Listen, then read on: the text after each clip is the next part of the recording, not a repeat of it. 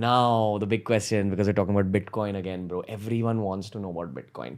I am from an engineering college, so are you, and that's why we connect on all these random jokes, and I can talk to you on a deeper level as well. Bro, I have friends who have been into crypto since maybe 3-4 years, and a lot of them talk about Bitcoin mining. What does this even mean? What is a Bitcoin miner? People have barely understood Bitcoin. Hopefully, over the course of these two podcasts, they've understood it. What is Bitcoin mining? So if you look at Bitcoin works on a proof of work consensus mechanism. Let me break that down into parts. When we talk about blockchain is a series of, that's a series of blocks. Every block has data within it. Now, how do you add new block to the blockchain?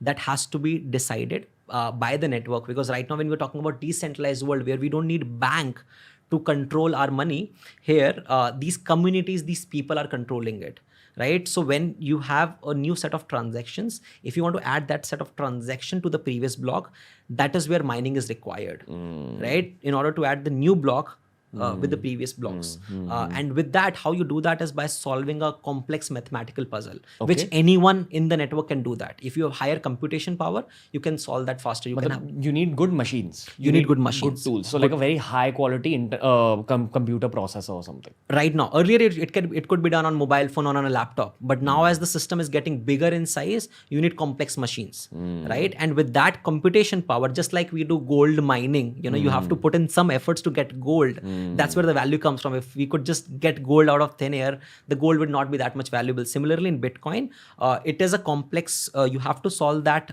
complex mathematical puzzle to add a new block to the previous block. When you add that new block, whatever transactions are there in that block gets added to the blockchain.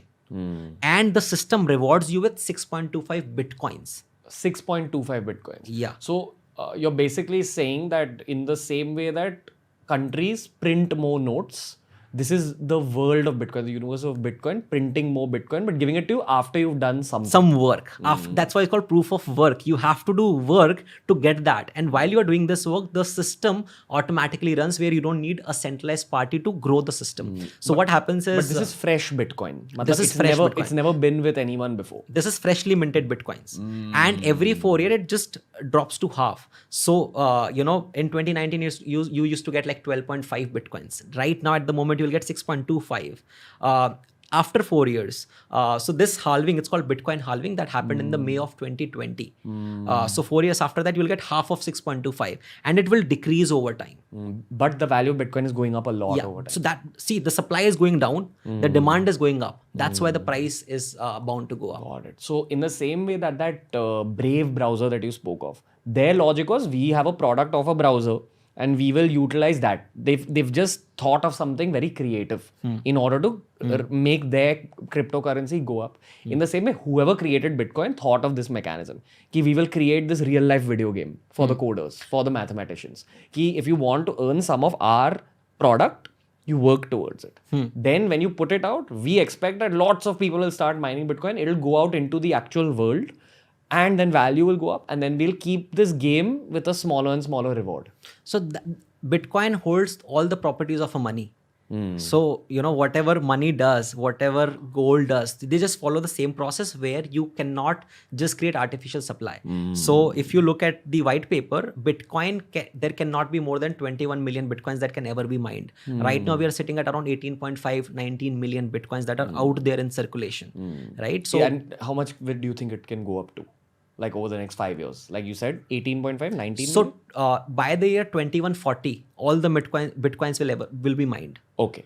But you have time till then. Yeah. So you have 120 years till then. After that, people will continue to participate in the system by getting the transaction fee. So so if I'm sending Bitcoin to you, there has to be a small fees that is paid to the miner. So Bitcoin miners will get fees from those transactions. Got it. But the new Bitcoins will stop coming. Got it. But so you're saying right now, if you're a Bitcoin miner, you have to do a lot of mehnat. You have to learn mathematics. I'm sure you'll have to learn coding. You have to go. No, it's not like that. So there are a lot of mining pools also. So you just give your computation power, right? Or you just tell them, okay, mine Bitcoin on my behalf. Right now, it's difficult to mine Bitcoin from small machines. Okay.